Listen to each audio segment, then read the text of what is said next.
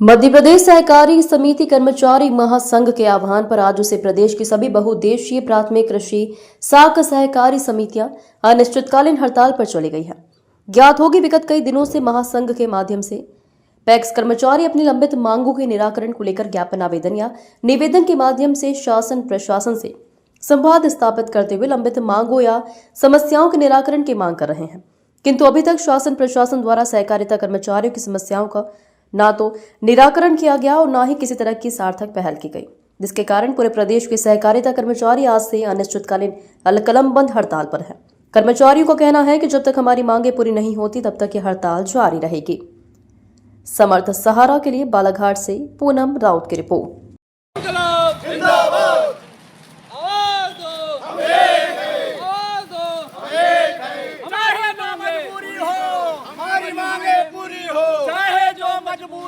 हमारी बालाघाट जिले की नहीं, ये पूरी प्रादेशिक हड़ताल है और विगत लंबे अरसों से चले आ रही है। बीच बीच में शासन प्रशासन के निर्देशानुसार आदेशानुसार जब हमें कुछ मिलने की इच्छा करके एक पत्र प्रसारित हो जाता है तब तक हड़ताल स्थगित कर दी जाती है और जिसका शासन स्तर पर आदेश होना और जिला स्तर पर क्रियान्वयन नहीं होना और विगत समय से ज्यों की त्यों हमारी मांगें पड़ी हैं, खड़ी हैं, इसलिए प्रदेश के एजेंडा अनुसार ये बालाघाट जिले की हड़ताल नहीं है, ये पूरे प्रदेश में हड़ताल है, पूरे प्रदेश के 54 जिलों में हड़ताल है।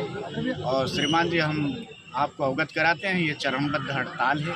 आज 8/9/2025 से 24/9/2025 तक निरंतर कलमबंद हड़ताल होगी, जिसमें जिले में 126 सोसाइटी के अंतर्गत सारी पीडीएस की दुकानें, ऋण व्यवसाय, फर्टिलाइजर वितरण, यानी जितनी जन उपयोगी व्यवस्थाएं जो सोसाइटी के द्वारा संचालित होती है वो पूरी की पूरी और यह निरंतर अनिश्चितकालीन है।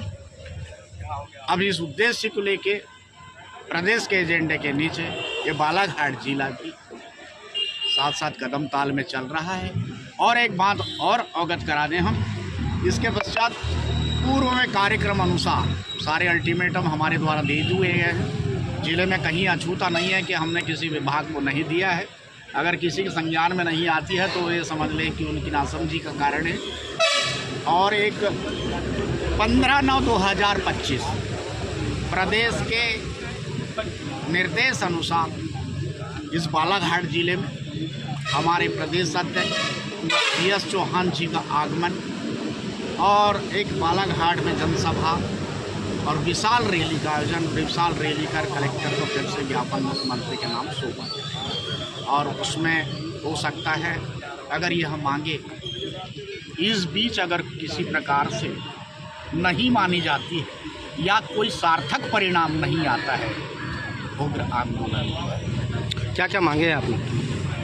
मांगे तो बहुत सारी मांगे हैं श्रीमान जी। स्थानीय मांगे भी हैं, जिसका भी हमने एजेंडा दे चुके हैं। जहाँ जिस स्थान पे हम काम कर रहे हैं उसकी भी स्थानीय मांगे हैं। हमारी मुख्य रूप से मांगे हैं, अभी आपको कई बार पेपर में भी आ रहा है कि विगत कई अर्सों से चल रहा है, मेरे ख्याल से 5 वर्ष बीत चुके हैं, जो समिति में कार्यरत निरंतर कई दिनों से जो काम कर रहे हैं कर्मचारी, कुछ यानी सहायक प्रबंधक को प्रबंधक में प्रमोट करना है, ना कि नहीं कोई भर्ती करना। 60% शासन ने जो आदेश किया है कि 60% कर्मचारियों से लेना है, जिनकी अभी तक प्रतिपूर्ति कर उनकी पदस्थापना नहीं की गई है।